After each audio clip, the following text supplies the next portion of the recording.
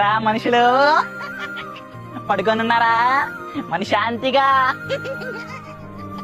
మీరు బతికినంత కాలం దానికోసం బతికారా? ఈ మనశాంతి కోసమే కదా.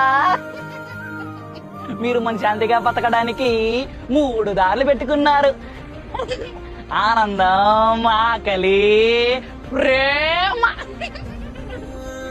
ఆకలి అనుకుంటే ఏమనుకున్నారు? డబ్బులు వెనకాల పరిగెత్తారా?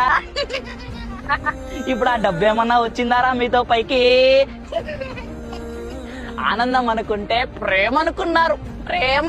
ఆ ప్రేమ ఏమన్నా వచ్చిందారా? ఇవిటి కోసమారా మీరు బతుకుందుతుంది? ఇవంతా చెప్తున్నాను కదా, నేను పిచ్చివాడిని.